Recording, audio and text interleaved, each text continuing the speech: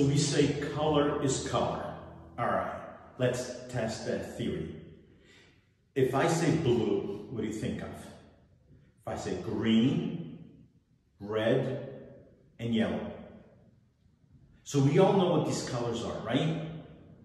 Are we sure? So if we were to talk to each other and point to a blue, will we all be pointing to the same thing? If you said yes, let's try this. Is this blue? Is this blue? Is this blue? Are these blue? So if you said yes to all of them, and if we put them all together, they're different.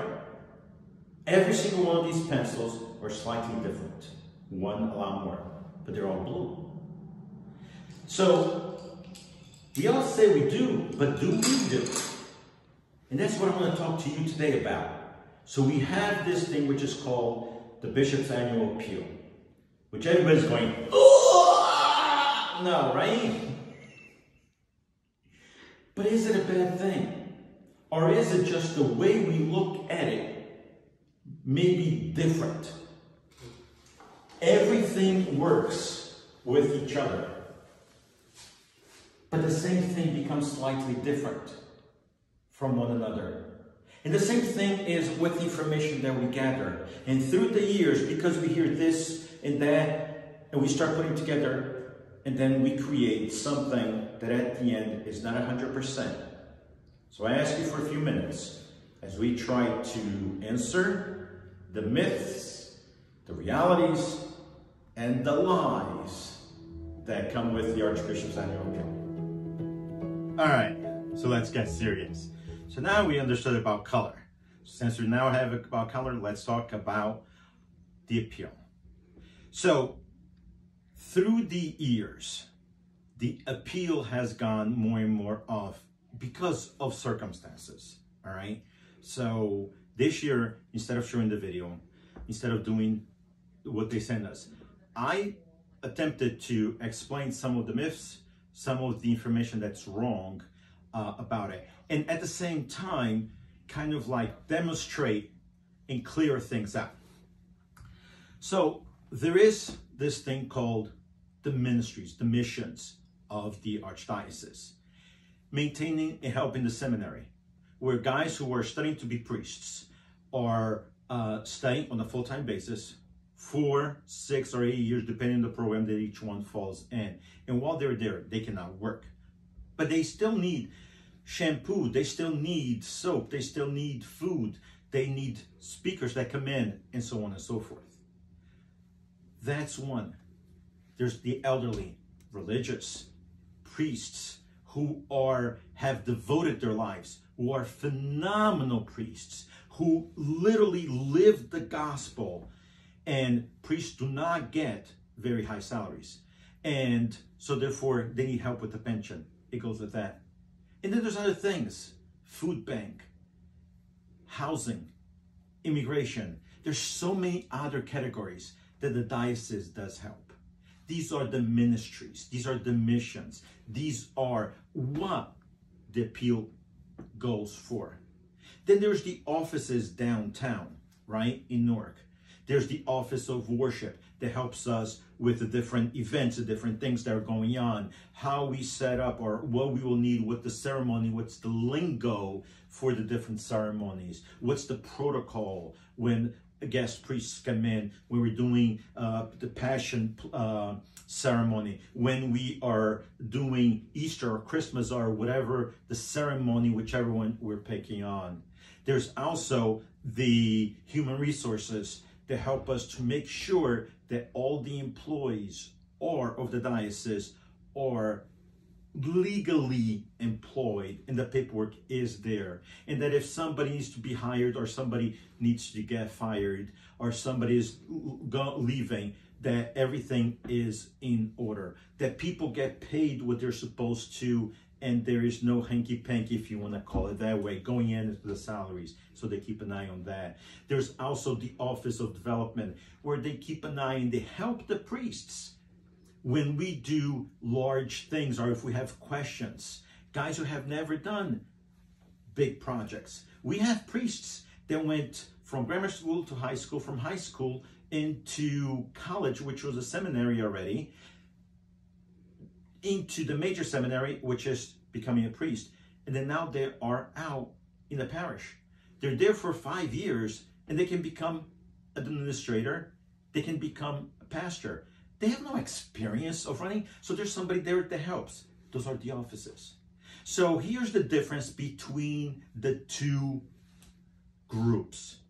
The bishop's annual appeal goes 100% to the ministries. The assessment, which is the percentage which is taken from the collections, that goes to maintain the offices. So everything that the bishop decides that he wants to do, including all these lawsuits that happen because of priests and nuns misdoing, it doesn't come from the Archbishop's annual appeal. A certain famous house, it didn't get money from the Archbishop's annual appeal. That goes from the money from the collection, the assessment that goes into the diocese. So when we pledge with the annual appeal, it's restricted. I know you know the restricted because you guys have asked me, and you ladies as well, all right, have asked me and have wanted to give me donations to the parish. And once they're restricted, you know that it goes 100% to that project. So when we bought the chalices and the things for the altar, when we did the microphones, when we did the cameras, the checks that came in, because they were restricted, 100% of that went to those specific groups. The diocese didn't take a portion of that. The portion that goes to the diocese is from the collection money itself. The same thing is with the Archbishop's annual appeal. 100% of the money that you donate goes to the appeal. Not only that, you can specifically ask, or tell, not ask, I apologize, tell them where you want.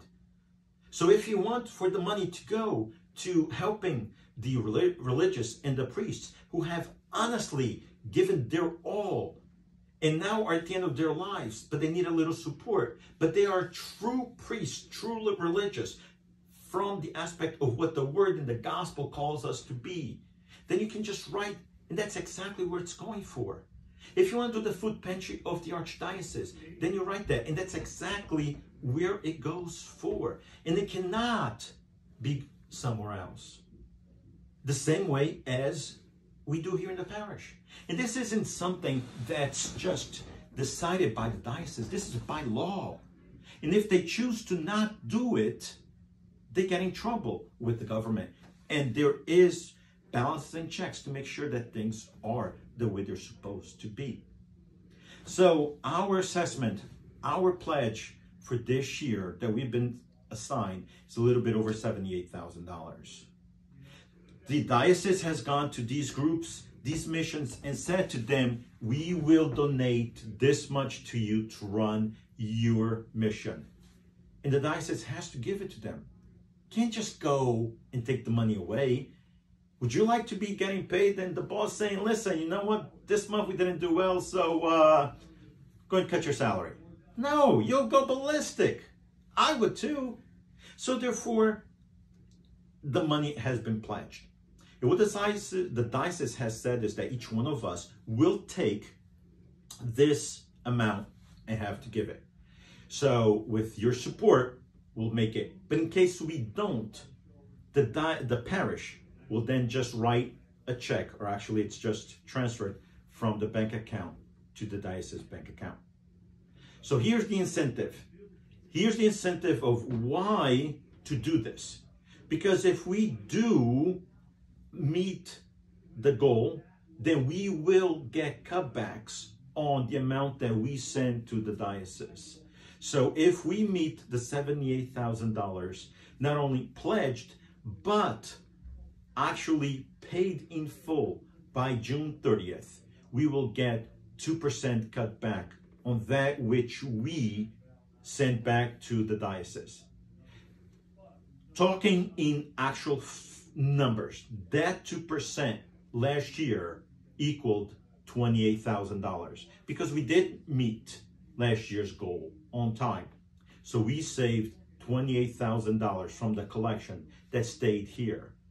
Anything that goes over, if we get everything paid by June 30th, we get back. So I did receive for the parish a check of $6,000. So technically, between the 28 and the 6, we got back 34, which made our contribution to the diocese at the end not 78,000, but 44,000. So I ask your help. Please pledge. And you're pledging for the good works that we do. So if you have any questions, please do give me a call. Come and talk to me. I'll explain. Before you make a decision, take it to prayer. Really ask God, ask the Holy Spirit to enlighten you. And last, in true fashion, you know I always have to say my little jokes. So little Johnny was going to church by himself on this particular weekend because his mom couldn't. And so mom said, Johnny, here's $5 for you to give to the collection. But here's also $5 because I want for you to make sure that you put in the collection. Here's an additional $5. These $5 are for you to go get ice cream afterwards. Don't mix them up.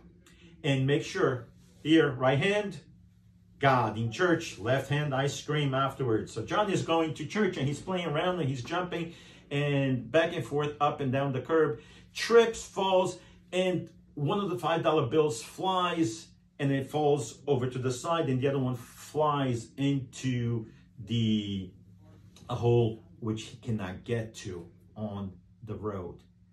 So he looks at the $5 that he has, the $5 that he can't see anymore, picks up the $5, cleans himself up, looks up at God and says, oh, sorry, God, you lost your $5. So let us not be a Johnny, all right? Only if you can, please do give. If you can't, you can't. And that's okay. But take it to prayer. And let's take it one day at a time. And hopefully, by the grace of God, we will fulfill the pledge of the 78,000 plus by June 30th, fully paid for. And like that, 2%, which is over $28,000, comes back to us. Anything else comes back to us. Please pledge. Thank you so much. It's been a privilege to be here, to be the administrator. And may we be together for many years, God willing. And thank you for all your support. God bless.